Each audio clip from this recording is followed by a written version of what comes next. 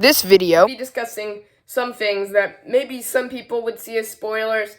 I don't personally see them as spoilers.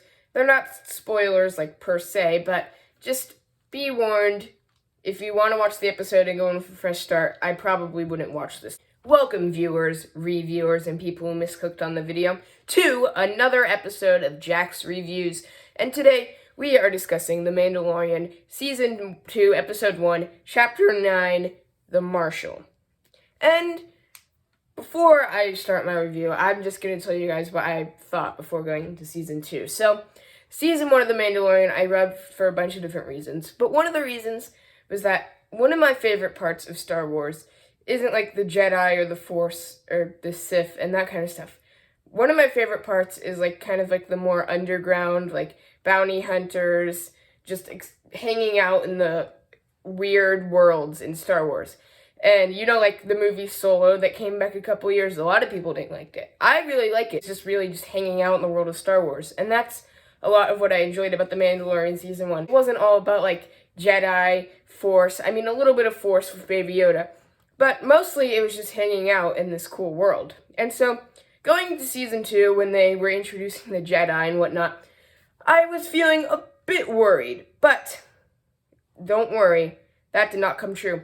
I think this episode did a great job of keeping it in the Star Wars underground, and really was just a cool place to hang out.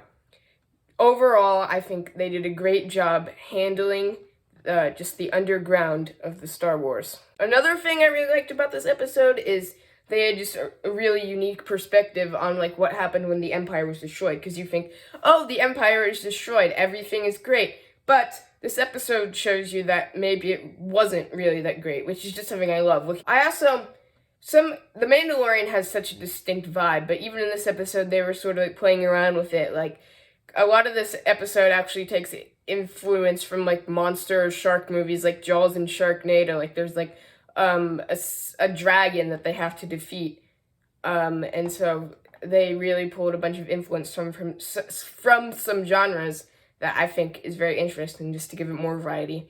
But it also has that Mandalorian feel from Season 1, like another in leaders. So that was very interesting. A couple things to note.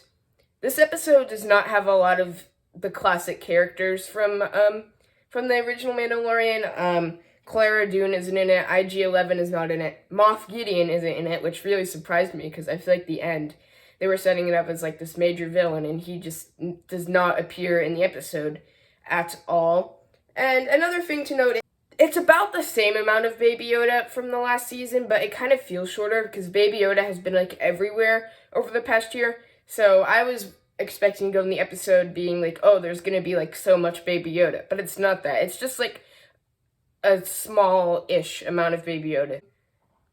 Another critique of this episode is I feel like it was a bit too long. In Season 1, the episodes were like 40 minutes. This episode was an extra 50 minutes, and I feel like they didn't need to have that. There were a couple side characters they brought back that I didn't really like that much, and there seemed like they could have cut out a bit. I feel like it was a bit too long. Next, I'll talk about a couple of details I like. Now, the Marshal himself, I think, is very interesting. Very fun character. A new perspective on Star Wars, and also a fun thing is I'm not sure if it's just his name, Cobb Vance, but his mannerisms and accents kind of reminds me of Bob Vance, Vance Refrigeration. I'm Cobb Vance, Marshal of Most Pogo. Kevin Malone, Bob Vance, Vance Refrigeration. Stanley Hudson, Bob Vance, Vance Refrigeration. Ryan Howard, Bob Vance, Vance Refrigeration. Another thing I really liked is that basically in the beginning of the episode, they have this equivalent of a dogfight, but instead of a dogfight, it's a Rancor fight, which I just think is pretty cool. And overall in the episode, there's just a bunch of great Mandalorian action in the episode.